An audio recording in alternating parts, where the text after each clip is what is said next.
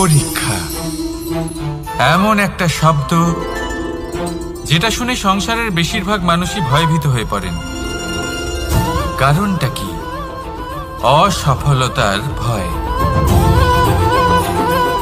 পরীক্ষা এই শব্দের যদি আমি অন্য দিকটা দেখাই, তার তাৎপর্য এই নয় যে আপনার দুর্বলতা সবার সামনে তুলে ধরবে।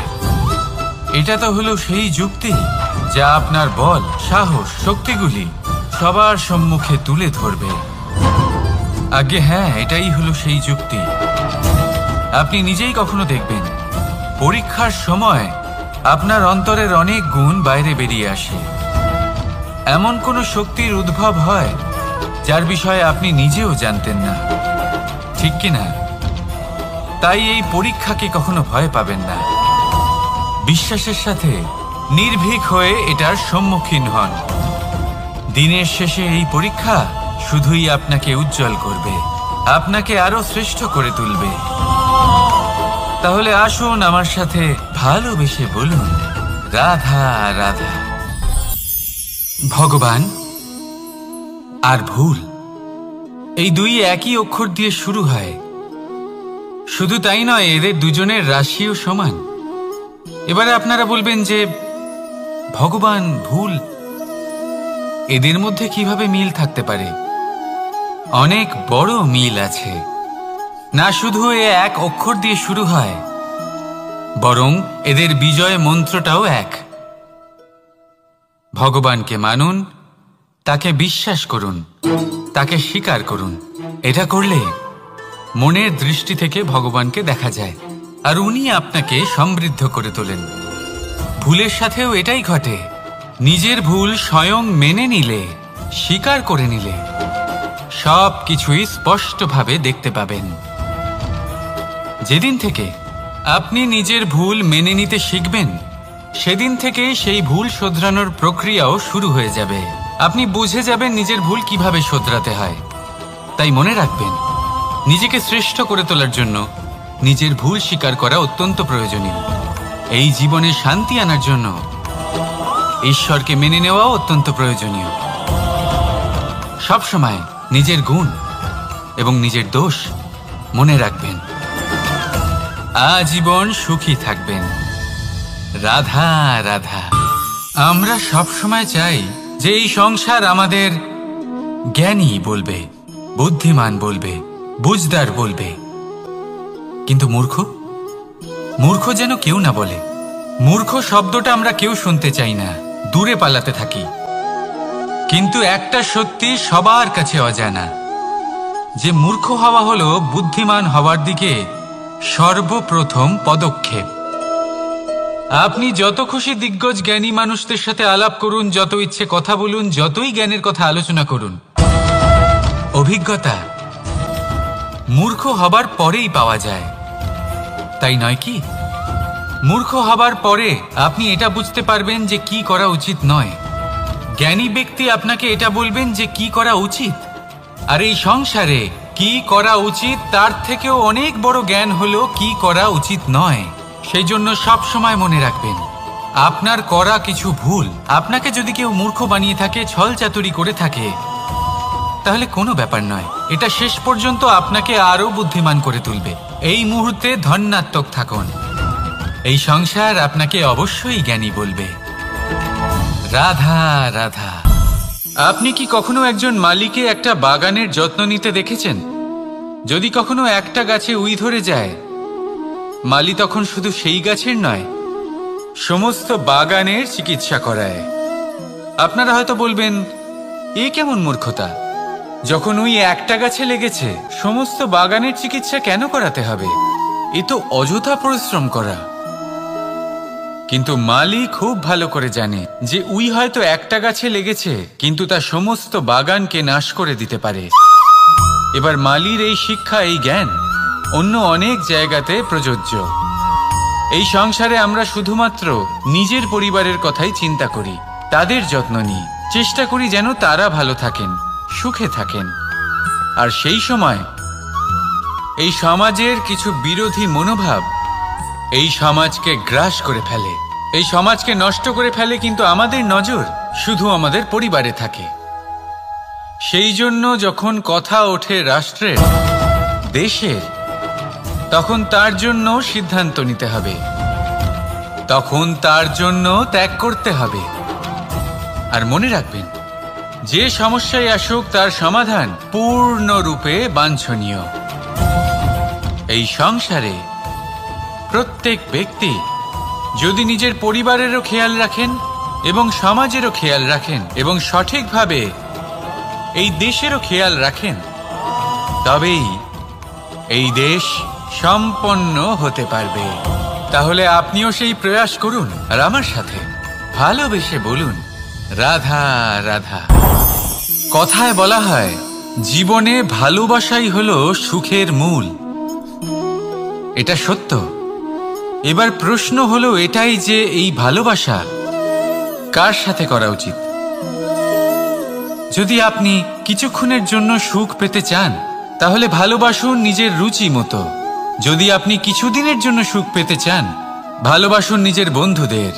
যদি আপনি কয়েক মাসের জন্য, কয়েক বছর বা অনেক বছরের জন্য সুখী হতে চান, তাহলে ভালোবাসুন নিজের পরিবারকে, মাতা পিতা, নিজের সন্তান, স্বামী স্ত্রী, নিজের আত্মীয়দের। কিন্তু যদি আপনি চিরকালের জন্য সুখী হতে চান, তাহলে ভালোবাসতে হবে শুধু নিজের কর্মগুলিকে। কারণ সম্পর্ক যেমনই হোক না কেন, কখনো না কখনো ভেঙে যাবেই। এই সংসার হলো এমনই যে যাদের সঙ্গ আমরা পাই, তাদের সঙ্গ একদিন ত্যাগ করতে হয়। শুধু কর্মই হলো এমন এক সঙ্গ যা কখনো আপনাকে ত্যাগ করবে না। আপনার মৃত্যুর পরেও এই কর্ম আপনাকে বাঁচিয়ে রাখবে। তাই সবসময় মনে রাখবেন, এই কর্ম ধর্ম মনে করে পালন করা উচিত। জীবনের শেষ মুহূর্ত পর্যন্ত কর্মকে ভালোবাসুন। জীবনের শেষ মুহূর্ত পর্যন্ত সুখে থাকবেন। আর আমি তো সবসময় বলি, শুধু কর্ম করতে থাকো, ফলের চিন্তা করো না। তাহলে আসুন আর আমার সাথে ভালোবেসে বলুন, রাধা রাধা। দ্বিধাবোধ। অনেক সময় আমরা জীবনে সেই বাঁকে এসে পৌঁছই যেখানে আমরা বুঝতেই পারি না যে এবার কোন দিক নির্বাচন করা উচিত। কখনো এদিকে যাওয়া উচিত মনে হয়, কখনো ওদিকে যাওয়া উচিত মনে হয়, কখনো দুদিকেই যাওয়া প্রয়োজনীয় বলে মনে হয়, কিন্তু তা তো সম্ভব নয়। কখনো কখনো এটা মনে হয় যে এখানেই থেমে যাওয়া ভালো, কোথাও না যাওয়াই শ্রেয়। এবার একেই তো দ্বিধাবোধ বলে। সংসারে এমন কোনো দ্বিধা নেই যার সমাধান সম্ভব নয়। এই দ্বিধাবোধ স্বাভাবিক। আর আপনার এই দ্বিধাকে আমি একটু সরল করে দিই। দ্বিধাগ্রস্ত হয়ে নির্বাচন করলে তখন এটা মাথায় নিয়ে করবেন যে আপনার এই নির্বাচনের ফলে এই সংসারের ওপর, এই সমাজের ওপর কি প্রভাব পড়তে পারে। নিজের লাভ ক্ষতির বিষয়ে ভাবা ছেড়ে দিন আর কর্ম করুন সংসারের মঙ্গলের জন্য, আগামী প্রজন্মের মঙ্গলের জন্য। ভাবুন আপনার এই নির্বাচনের জন্য কিভাবে তাদের জীবনের উদ্ধার সম্ভব। কারণ এই ভাবনাই হলো উচিত ভাবনা। কারণ অনেক সময় ওষুধ একটু কড়া মনে হতেই পারে, কিন্তু এই ওষুধই তো রোগ মুক্তি ঘটায়। সেইভাবে আপনাকেও এই দ্বিধার মুহূর্তে কঠিন নির্বাচন করতে হতে পারে। এই কঠিন নির্বাচন জীবনে কঠিন পরিস্থিতিও আনতে পারে, কিন্তু যদি এই নির্বাচন ধর্মসঙ্গত হয়, যদি এর দ্বারা সংসারের মঙ্গল হয়, তাহলে এই নির্বাচনই হলো সঠিক নির্বাচন। আসুন আমার সাথে ভালোবেসে বলুন, রাধা রাধা। মানুষ নানান ধরনের বাসনা পোষণ করেন। তাদের নানান ইচ্ছে থাকে, অভিলাষা থাকে, নানান কামনা করতে থাকেন, স্বপ্ন দেখেন, প্রার্থনা করেন যেন তা সফল হয়, নিজের সম্পন্নতা কামনা করেন, আর শেষে নিরাশ হয়ে যান কারণ এসব কিছুই পান না। আপনাকে একটা ছোট্ট উদাহরণ দিই। জঙ্গলের রাজা কাকে বলা হয়? সিংহকে। এবার যেহেতু সিংহ বনের রাজা, তাই হরিণ তো তার কাছে এসে এটা বলতে পারে না যে আপনি হলেন বনের রাজা, তাই আপনি আমাকে মেরে ফেলুন, আমাকে খেয়ে ফেলুন আর নিজের ক্ষুধা নিবারণ করুন। এমন তো হয় না। সিংহ যতই বনের রাজা হোক, তাকেও পরিশ্রম অবশ্যই করতে হয়, তবেই তার ক্ষুধা নিবারণ হয়। সেইভাবেই আপনার সমস্ত স্বপ্ন, আপনার সমস্ত ইচ্ছে, আপনার সমস্ত অভিলাষা, সমস্ত আকাঙ্ক্ষা পূরণ হবেই, অবশ্যই হবে। পরিশ্রমের দ্বারা। শুধু ভাবলেই হবে না, তাহলে আপনিও জীবনে পরিশ্রম করুন, নিজের সমস্ত স্বপ্ন পূরণ করুন, আর আমার সাথে ভালোবেসে বলুন, রাধা রাধা। আপনি কি কখনো কোনো উঁচু পর্বতের শিখরে পৌঁছতে পেরেছেন? যদি পৌঁছে থাকেন বা যদি আপনি কোনো উঁচু পর্বতের শিখরে যান, তাহলে ভালো করে দেখবেন, আপনি যত উঁচুতে অগ্রসর হতে থাকবেন, আস্তে আস্তে সমস্ত বনস্পতি বিলুপ্ত হতে থাকে। তারপরে সমস্ত গাছপালা, পশু পাখি সব বিলুপ্ত হতে থাকে। শেষ পর্যন্ত সেই শিখরে থেকে যায় শুধুমাত্র শান্তি, নীরবতা। আমাদের মানুষের সাথেও এটাই হয়। মানুষ যখন আত্মবিকাশের পথে অগ্রসর হতে থাকে এবং নিজের জীবনের শিখরে পৌঁছতে চায়, তখন তার একা থাকা অত্যন্ত প্রয়োজনীয় হয়। আর তাকে তখন ত্যাগ করতে হয় নিজের সুখ স্বাচ্ছন্দ্য, নিজের সম্পত্তি, নিজের সমৃদ্ধি, নিজের সৌন্দর্য। দেখুন, জীবনের শিখরে পৌঁছনো একেবারেই সহজ কাজ নয়। এ হলো অত্যন্ত দুর্গম এক পথ। কিন্তু যদি আপনি সেখানে পৌঁছতে চান, তাহলে আপনাকে ত্যাগের প্রবৃত্তি জাগিয়ে তুলতে হবে। ত্যাগ কি সেটা জানতে হবে, কারণ ত্যাগের ফলেই মনে শান্তি আসে, আর সেই শান্তির ফলে মনে উৎপন্ন হয় প্রেম। আর এই প্রেমই হলো জীবনের অন্তিম লক্ষ্য। তাহলে আসুন আমার সাথে ভালোবেসে বলুন, রাধা রাধা। মানুষ বলেন প্রেমে অনেক শক্তি আছে, আর এটা সত্যিও বটে। প্রেমে এতটাই শক্তি থাকে যে শত্রুতার বড় বড় স্তম্ভকেও এত সহজে ফেলে দিতে পারে। কিন্তু আপনি দেখে থাকবেন, যারা অধিক শক্তিশালী হন তারা দুই ধার সম্পন্ন তরোয়ালের মতো হন।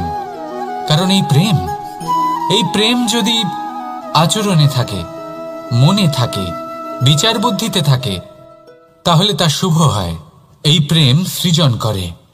কিন্তু প্রেম যদি ব্যবসার অঙ্গ হয়, যদি এই প্রেমের ব্যবহার নিজের স্বার্থ, নিজের অহংকারের জন্য করা হয়, তাহলে তা সংসারের বিনাশ ঘটাতে পারে। রাধা প্রেমের ব্যবহার করেছে শাম্বের কারণে, আর শাম্ব সেই প্রেমের ব্যবহার করেছে নিজের অহংকার, নিজের স্বার্থ সিদ্ধির জন্য। শেষ পর্যন্ত ক্ষতি শাম্বের হলো না, হলো প্রেমের। তাই মনের মধ্যে প্রেম ভাব অবশ্যই রাখুন, নিজের আচরণেও প্রেম ভাব বজায় রাখুন, কিন্তু সতর্কও থাকবেন আপনার এই প্রেম, একে নিয়ে কেউ ব্যবসা না করে ফেলেন। আসুন আর এই ভালোবাসার সাথেই বলুন, রাধা রাধা। সত্য, এই সত্য আসলে কি? কেউ বলবেন যা অসত্য নয় তাই হলো সত্য, কেউ বলবেন সেটা যার ভিত্তিতে আমরা বেঁচে আছি তাই হলো সত্য। কিন্তু সত্য আসলে কি? তার থেকেও বেশি গুরুত্বপূর্ণ হলো এটা বুঝতে পারা যে সত্যের ব্যবহার কিভাবে করা উচিত। যদি আপনার কাছে সত্য থাকে বা আপনি সত্য জেনে থাকেন আর আপনি তার ব্যবহার করেন, সদ্ব্যবহার করেন সংসারের জন্য, তাহলে আপনি এই সমস্ত সংসারের অনেক ঊর্ধ্বে চলে যাবেন। কিন্তু যদি আপনি সত্য জানেন আর তার দুর্ব্যবহার করেন, তাহলে আপনি সমস্ত সংসারের পক্ষে ক্ষতিকারক হয়ে উঠতে পারেন। তাই মনে রাখবেন, সত্য যতটাই কোমল, অর্ধ সত্য হলো ততটাই কঠোর। এই অর্ধসত্য সমস্ত সংসারের বিনাশ ঘটাতে পারে। সেই জন্য জীবনে সত্যের বিষয়ে সম্পূর্ণ সত্য জানতে শিখুন। এ হলো অত্যন্ত গুরুত্বপূর্ণ। এই সত্য তার নিজস্ব দাবি হলো আপনি সাবধানে থাকুন। তাহলে আসুন আর আমার সাথে ভালোবেসে বলুন, রাধা রাধা। পঞ্চমহাভূত, জীবন রচনায় এর অবদান অনস্বীকার্য। এই পঞ্চমহাভূত আসলে কি? জল, বায়ু, অগ্নি, মাটি আর আকাশ। এবার শুধুমাত্র জীবন রচনায় এর অবদান আছে তা নয়, শুধু শরীর রচনাতে এর যোগদান আছে তা নয়, বরং এরা হলো আমাদের জীবনের সবথেকে বড় শিক্ষক। এবার আপনারা সকলে চমকে যাবেন। হয়তো আপনারা এই দৃষ্টিভঙ্গি দিয়ে কখনো দেখেননি। আমি আজ আপনাদের বোঝাবো। এদের মধ্যে সবথেকে বড় তত্ত্ব জল। এ আমাদের কি শেখাচ্ছে? এই জল, এর নামই হলো জল, কিন্তু এ কখনোই আমাদের জ্বালায় না, আমাদের জ্বলনের কারণ হয় না। তাহলে কি করে? আমাদের তৃষ্ণা মেটায়, আমাদের শীতলতা প্রদান করে, জীবন দান করে। এর দ্বারা আমরা কি শিক্ষা লাভ করি? যে আপনার উৎপত্তি যেখান থেকেই হোক না কেন, আপনি যেখানেই জন্মগ্রহণ করুন না কেন, আপনার কর্ম সর্বদা শ্রেষ্ঠ হওয়া উচিত। আপনি জলকে যে কোনো পাত্রে রাখুন না কেন, সে সেই অনুসারেই নিজের আকার ধারণ করে নেয়। এর দ্বারা আমরা কি শিক্ষা পাই? এই শিক্ষাই পাই যে যে কোনো পরিস্থিতিতেই নিজেদের মানিয়ে নিতে হবে, নিজেকে সেরকম করে নিতে হবে। যে দেশেই থাকি না কেন, যে স্থানেই থাকি না কেন, যে পরিস্থিতিতেই থাকি না কেন, যে ব্যক্তির সাথেই থাকি না কেন, আমাদের সুখময় হয়ে জীবন অতিবাহিত করা উচিত। দেখুন, আমাদের কত বড় একটা শিক্ষা দিল এই জল, যা আমরা কোনোদিন দেখতেই পাইনি। নিজেকে জলের মতোই করে তুলুন। সুখের ধারায় স্বাচ্ছন্দ্যে প্রবাহমান হতে থাকবেন আপনি। নিজের আকারকে ভেঙে ফেলুন, নিজের সীমা লঙ্ঘন করুন। আপনি অবশ্যই একদিন মহানুভবতা অনুভব করবেন। তাহলে আসুন আর আমার সাথে ভালোবেসে বলুন, রাধা রাধা। জীবনের পঞ্চমহাভূতের দ্বিতীয় তত্ত্ব হল মাটি, ভূমি, ধরা, যে ধারণ করে, যা আমাদের সকলকে ধারণ করে, ভালো হোক বা মন্দ, নিজের কর্তব্য পালন করে। আর এটাই শিক্ষা আমাদের জন্য। আমাদেরকেও আমাদের সকল কর্তব্য পালন করতে হবে, তা সে আমাদের নিজেদের প্রতি হোক, আমাদের পরিবারের প্রতি হোক, সমাজের প্রতি হোক বা ঈশ্বরের প্রতি। এই শিক্ষা আমাদের মাটি দিয়ে থাকে। এ আমাদের পদতলে পিষ্ট হয়েও তার বদলে আমাদের বনস্পতি প্রদান করে। অগ্রসর হতে পদক্ষেপ নেওয়ার সময় আমরা পা দিয়েই ধরিত্রীকে পিছনে ঠেলি, কিন্তু এই মাটি আমাদের ঘৃণা করে না। সে আমাদের পরবর্তী পদক্ষেপের জন্য অপেক্ষা করে আর স্বাগত জানায়। আর হয়তো সেই জন্যই এই ধরাকে আমরা ধরিত্রী মাতা বলে থাকি। আর তাই এই পদবী, এই সম্মান, এই ভালোবাসা এর আকার বা এর ভারের জন্য একে প্রদান করা হয় না, প্রদান করা হয় এর স্বভাবের কারণে। আপনিও যদি ধরিত্রীর মতো হতে পারেন, যদি আপনিও নিজের সকল কর্তব্য পালন করেন, বিশ্বাসের সাথে তা স্বীকার করে নিতে পারেন, যদি অন্য কারোর সাফল্যেও আপনি প্রসন্ন হতে শিখতে পারেন, যদি আপনি একটু কষ্ট সহ্য করে অন্য কাউকে প্রসন্নতা প্রদান বা অন্য কাউকে সেবা করতে পারেন, তাহলে আপনিও মাটির মতোই মহান হয়ে উঠতে পারবেন। তাহলে আসুন আর আমার সাথে ভালোবেসে বলুন, রাধা রাধা। জীবনের পঞ্চমহাভূতের মধ্যে একটা তত্ত্ব হল বায়ু। বায়ু যাকে কিনা দেখা যায় না, বরং তাকে কিন্তু আমরা অনুভব করতে পারি। আর একে সব থেকে বেশি অনুভব করতে পারি তখন যখন বায়ু কম থাকে। বায়ু যদি লুপ্ত হয়ে যায়, তাহলে তখনই আমরা বুঝতে পারি যে বায়ু তো নেই, এ তো সমস্যার ব্যাপার। এবার এই বায়ু দ্বারা আমরা কি শিক্ষা পাই? এই বায়ু আমাদের এই শিক্ষা দেয় যে আমাদের কখনোই অহংকার করা উচিত নয়।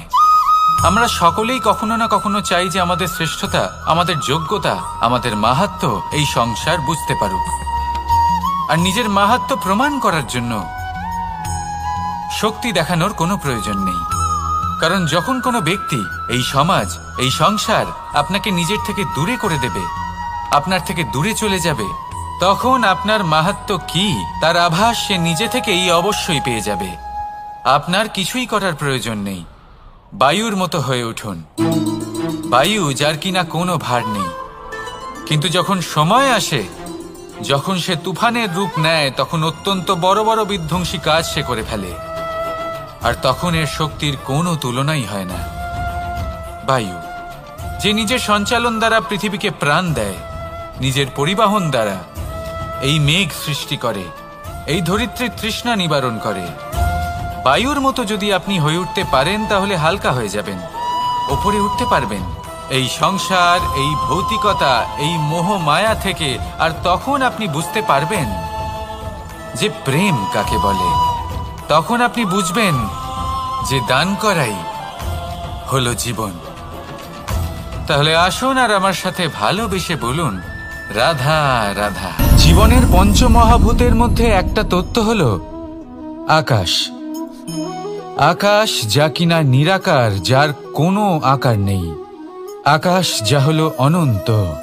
আর আমাদের সবসময় মনে হয় যে এই আকাশ আমাদের সাথে জড়িয়ে রয়েছে। কেন? এবার এই আকাশ আমাদের জন্য কি না করে। আকাশ আমাদের ওড়বার স্বাধীনতা দেয়। আকাশ মেঘকে ধারণ করে যাতে আমাদের তৃষ্ণা মিটতে পারে। এই আকাশ সূর্য এবং চন্দ্রকে তার যথাস্থান দেয় যাতে আমরা প্রকাশও পেতে পারি, আবার অন্ধকারও, যাতে আমাদের জীবনে সামঞ্জস্য বজায় থাকে। আকাশের থেকে অনেক কিছুই শেখার রয়েছে। যদি আমরাও আকাশের মতো হতে পারি, আমাদের আপনজনদের সেই স্বাধীনতা দিতে পারি যাতে তারা উঠতে পারেন, যাতে তারা নিজেদের স্বপ্ন পূরণ করতে পারেন, যার ফলে তারা নিজেরাই এই জীবনকে অনুভব করতে পারেন, নিজের পায়ে দাঁড়াতে পারেন, তাহলে ভাবুন আমাদের অস্তিত্ব কতটা বড় হয়ে যাবে। যদি আপনি আকাশের মতো হতে পারেন, তাহলে আপনিও আকাশের মতোই অনন্ত হয়ে উঠবেন। তাহলে আসুন আর আমার সাথে ভালোবেসে বলুন, রাধা রাধা। পঞ্চমহাতত্ত্ব, পঞ্চমহাভূত, এদের বিষয়ে আমি আপনাদের সবকিছুই বলে দিয়েছি। কেন? এরা আমাদের জীবনের সব থেকে বড় শিক্ষক। আর এদের থেকে আমরা কি শিক্ষা পাই? নিশ্চিত রূপে এই পঞ্চমহাতত্ত্ব আমাদের দেহের নির্মাণ করে, কিন্তু একটা ষষ্ঠ মহাতত্ত্ব রয়েছে। এমন এক তত্ত্ব যার না কোনো ভার আছে, না কোনো পরিমাণ আছে, কিন্তু তা হলো অত্যন্ত গুরুত্বপূর্ণ। ভাবনা। কেউ একে আত্মা বলে, কেউ একে বিবেক বলে, কেউ একে প্রাণ বলে, আর কেউ বলে চেতনা। এবার এই চেতনা যখন পঞ্চমহাতত্ত্বের সাথে জুড়ে যায়, এক হয়ে যায়, তখন মানুষের জীবনের নির্মাণ হয়। এবার আপনার দেহের নির্মাণ জন্ম থেকেই পঞ্চমহাতত্ত্ব করে দেয়। কিন্তু এই ভাবনা, এই চেতনা, একে আপনি নিজেই এগিয়ে নিয়ে যেতে পারেন। একে দিশা দেখাতে হবে, এর বিকাশ আপনাকেই করতে হবে। কিভাবে? তা আপনার ওপর নির্ভর করছে। আপনি এর সদ্ব্যবহারও করতে পারেন, দুর্ব্যবহারও করতে পারেন। এমন এক দিশা দিতে পারেন, এমন সদ্ব্যবহার করতে পারেন যে আপনি নিজেই কোনোদিন ভগবত গীতার জ্ঞান দিলেন। এমন দুর্ব্যবহার করতে পারেন, এমন দিশাও দিতে পারেন যে আপনি হয়তো শকুনের মতোই মহাভারত রচনা করলেন। এই চয়ন আপনারই। শুধু এই চেতনার শুদ্ধতার দিকে বিশেষ নজর রাখতে হবে। যদি এই চেতনা শুদ্ধ হয়, তাহলে প্রেম থাকবে। আর যদি এই চেতনা অশুদ্ধ হয়, তাহলে বিদ্বেষ হবে। আর আমার মতে সুখ এবং শান্তি প্রেমের দ্বারাই লাভ হবে, বিদ্বেষ দ্বারা নয়। তাহলে আসুন আর আমার সাথে ভালোবেসে বলুন, রাধা রাধা। জীবনের পঞ্চমহাতত্ত্বের মধ্যে পঞ্চম তত্ত্ব অগ্নি। অগ্নি যা জ্বালাতে সাহায্য করে, কিন্তু তা উত্তাপও প্রদান করে। নিশ্চিত রূপে অগ্নি আমাদের জ্বালিয়ে দিতে পারে, কিন্তু আপনি কি কখনো এটা ভেবে দেখেছেন যে আগুন, তাকে নিজেকে কতটা জ্বলতে হয়, তাকে নিজেকে কতটা তাপ সহ্য করতে হয়? ও নিজে জ্বলে আমাদের উত্তাপ প্রদান করার জন্য, ও নিজে জ্বলে আমাদের ঊর্জা দেবার জন্য, আমাদের আলো দেবার জন্য, অন্ধকারে পথ দেখানোর জন্য, শত্রুর সাথে মোকাবিলা করার জন্য আমাদের সাহায্য করে, নিজে জ্বলে। যখন আমরা কোনো দেবতার জন্য যজ্ঞ করি, তখন দেবতার ভোজন গ্রহণ করার নিমিত্ত হয় এই অগ্নি। কত কিছু ওকে সহ্য করতে হয় আমাদের এত কিছু দেবার জন্য। আপনিও আগুনের মতো হয়ে উঠুন, নিজে কষ্ট সহ্য করুন অন্যকে সাহায্য করার জন্য, তাদের জীবন উদ্ধার করার জন্য, নিজের প্রিয়জনের জন্য, নিজের পরিবারের জন্য, নিজের মাতা পিতার জন্য, এই সমাজের জন্য। নিজে কষ্ট সহ্য করুন, প্রকাশের কেন্দ্রবিন্দু হয়ে উঠুন, আর সকলকে পথ প্রদর্শন করুন, সবাইকে পথ দেখান। যেদিন আপনি আগুনের মতো হয়ে উঠবেন, সেই দিন ঠিক যেমন অগ্নিকে পুজো করা হয়, আপনিও সেইভাবে পূজনীয় হয়ে উঠবেন। যেমন সকল শুভকর্মে, সকল যজ্ঞে, সকল পুজোতে অগ্নিকে স্মরণ করা হয়, সেইভাবেই সকল শুভকর্মে আপনাকেও স্মরণ করা হবে।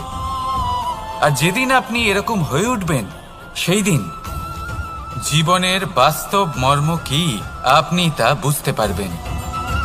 তাহলে আসুন আর আমার সাথে ভালোবেসে বলুন, রাধা রাধা।